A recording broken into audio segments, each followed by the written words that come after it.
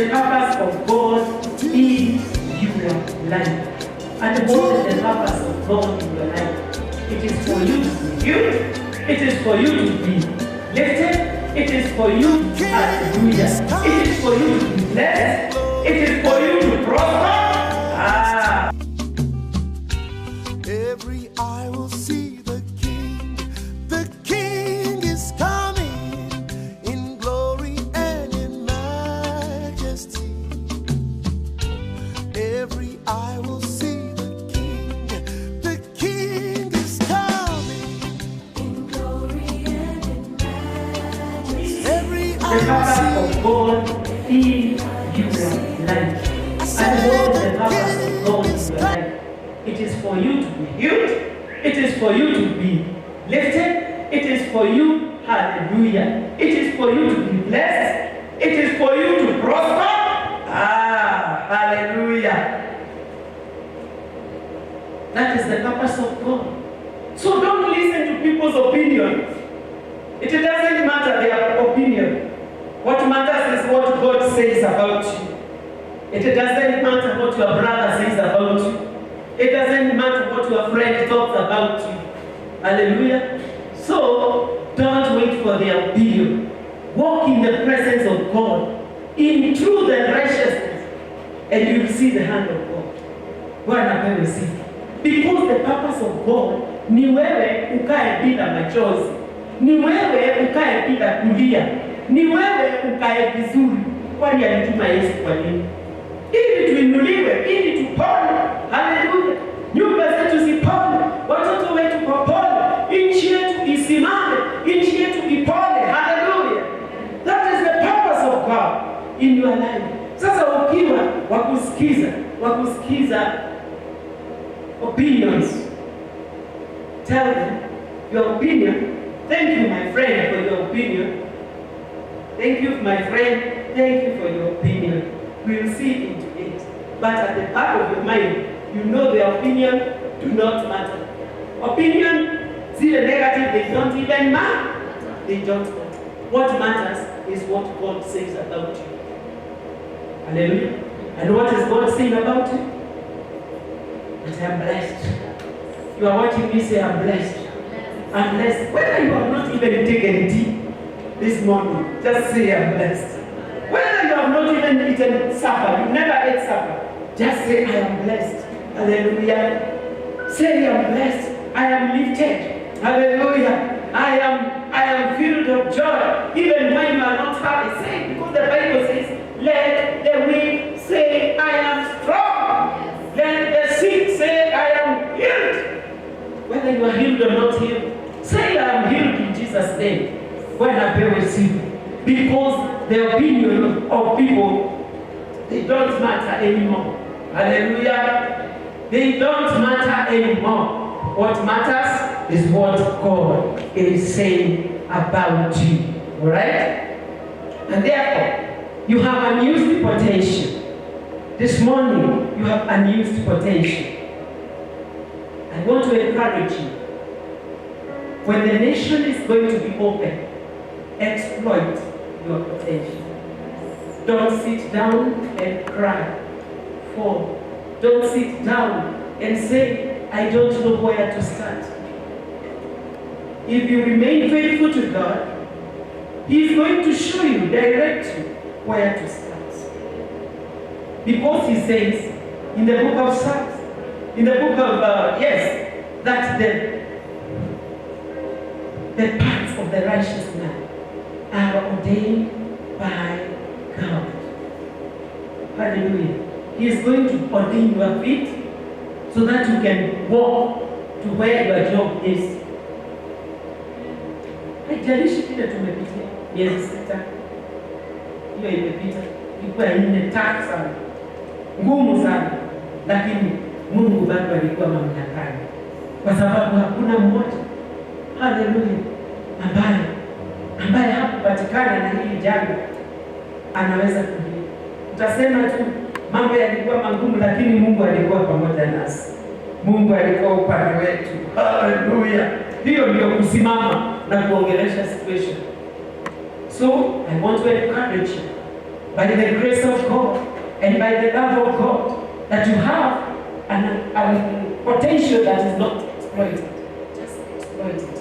When the ways are going to open, don't sit in the house. Just walk. Wake up and walk. You are watching me and you are saying, yeah, no problem, I have a job. You have work to pray for your brothers and sisters. Hallelujah. Praise the Lord. Yes, because we are there for one another. Desire to be loosed today. Right? Desire to be loosed today. Why? Why do I desire to be loosed today?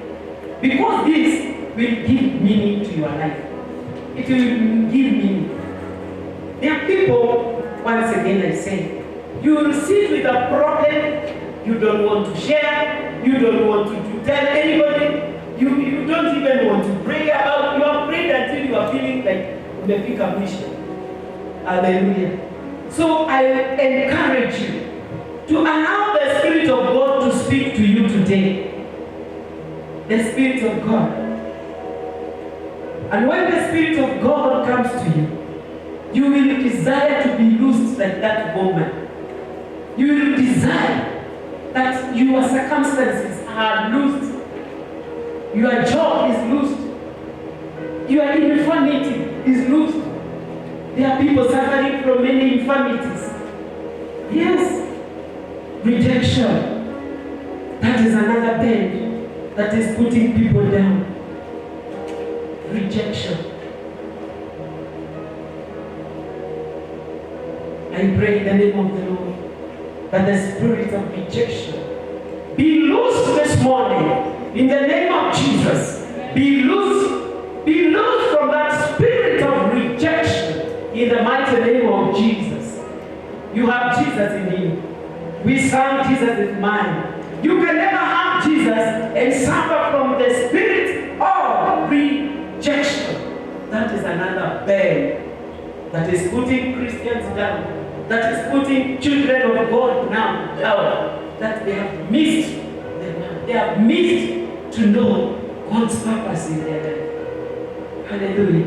So rejection. I want you to say at home, I want to be loose from rejection. If you are a victim of rejection, hallelujah, many things happen. I have good news for you. Jesus is in your situation. Jesus is coming to your situation and is going to loose you from the spirit of rejection. You are going to stand and say and proclaim the goodness of the Lord in this land of the living. And you will have to sing a new song. You will sing a new song. Utaimba wimbo mpya wa ushindi. Bwana asifiwe. Hallelujah. So desire to be loosed from that whatever you are going through. Let us see what the Bible says in the book of Ephesians 3:20. Right? Go there. I told you at home, never be sitting without your Bible, your notebook, and your pen, because it is important to note what the Lord speaks to you. Hallelujah. Are you there? Ephesians.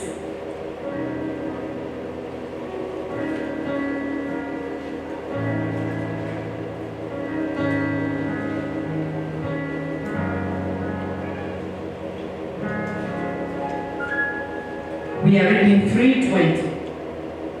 3:20. The Bible says, now to him who is able to do exceedingly abundantly above all that we ask or think, according to the power that works in us. To him be glory in the church by Christ Jesus, to all generations, forever and ever.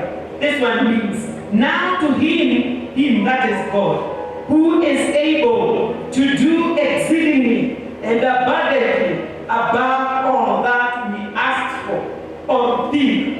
He is able to do far more than we would ask. That is in short what it means.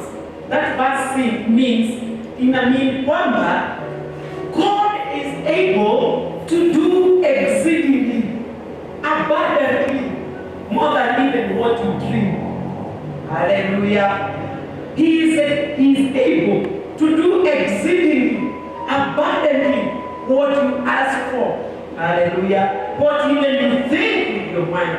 Because He is an able God. Hallelujah. Bwana pewe sifa. Mimi namtaka huyu Mungu ambaye ana uwezo wa kufanya hata yale yenye sijauliza. Anajua nini ndio mimi nahitaji. He knows this is what I require. Hallelujah. He knows this is what I need. This is not what I want, but what I require, what I need that time. He is exceedingly able to do it and do it abundantly. He is going to give you life abundantly. He is going to bless you abundantly, exceedingly, because He is able. That is what the Bible says, that He is able to do exceedingly. Anapitisha hata mafikira yetu. Kwa hivyo nakutia moyo asubuhi ya leo, usimsononeke, maana Mungu ana uwezo wa kufanya zaidi ya yale wewe pia unafikiria na fikira zako. Unafikiria tu umefika hapo umekwisha. Kumbe Mungu anataka akusongeshe tena. Haleluya. Unaona kama uko hapo ulipo umefika mwisho kabisa. Mungu ana uwezo wa kukusongesha pengine. Una biashara, unaona umetosheka. Mungu anataka akutoe hapo. Akutoe kwa kioski, akupeleke kwa duka, akupeleke kwa suka. Yani exceedingly what you can think of. Hallelujah. So, I want to summarize by saying, by reading Isaiah 42. Hallelujah. I'm not sorry for reading so many verses because today is Sunday and you have no other business. Yes, I'm not sorry for reading many verses. I want us to read Isaiah 42.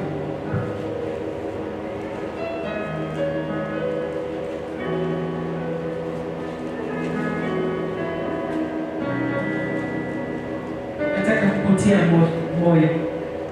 I want you to be encouraged. I'm going to read 42 from verse 6. I'm hoping you are there. You've been loosed from every infirmity. Kuna jambo ambayo umeteseka nalo. Unajaribu hata labda ni character. Unajaribu kuacha. Unajaribu kuondokea hilo jambo linakushinda. Lakini Mungu ana uwezo. Ndivyo Biblia imesema. Ana uwezo wa kukutoa kwa hilo jambo. Amekwambia you exploit your potential when you get an opportunity. Kwa sababu yeye ana uwezo. So, let's read 42. I'm going to read from 6 up to 9. I, the Lord, have called you in righteousness and will hold your hand. I will keep you and give you as a covenant to the people, as a light to the Gentiles, to open blind eyes, to bring out prisoners from the prison. That is a line I want you to underline, because it goes together with the book that we read of Luke. Those who sit in darkness from the prison house. I am the Lord, that is my name. And my glory I will not give to another, nor my praise to carved images. 9. Behold, the former things have come to pass, and the new things I declare. Before thy spring forth, I tell you of them. Before they spring forth, I tell you of them. I want you to note this verse 7. That to open blind eyes, there are people who have been blinded by their situations. There are people who cannot see opportunities when they come. There are people who cannot see the love of God in their life. There are people who cannot see how Jesus takes care of them. People have been blinded by things in the world. You have remained a prisoner to bring out prisoners from prison. Don't only think of those that are that prison. You've been a prisoner for too long. Like the woman who's been loosed for 18 years. She's been bent. You've been a prisoner for too long. The Bible has said the time has come that Jesus is going to set you free from that prison. Anaenda huo upinde, anaenda kukusimamisha tena. That prison, that situation, that character umeshindwa kuacha, imekuweka na guilt. Una feel like you are not yourself. He is ready. He is ready. Finally, I want to say, it is not about where you are now, but where you want to be. It's not about you being bent. See how, where do you want to be? Nataka kukaa tu hapo kwa hiyo prison, kwa hiyo bending. Come on. It is not about where you are, but where you want to be. Number 2, it's not about who you are today, but who God has called you to be. Hey, I don't know whether it makes sense. Are you listening to that? Not who you are today, but what God has called you to be. I want to remind you, God has called you for greatness. God has called you for greatness. Therefore, if He has called you for greatness, it is not what you are today, it is not what you are in today, but what God wants you to be. God, make your people to be what you want them to be. I want to be what God wants me to be. Hallelujah. He has called me for greatness, and that is my desire. Ninaachilia hiyo mwezi wa 7 ujue ya kwamba umeitiwa ukuu. Umeitiwa ukuu. Haleluya. Umeitiwa ukuu. Kwa hivyo ile uko saa hii does not matter. What matters ni kile umeitiwa. Bwana pewe sifa. I'm speaking to somebody who is watching me. Hallelujah. Hallelujah. And finally, not what people think about you, but what God has said about you.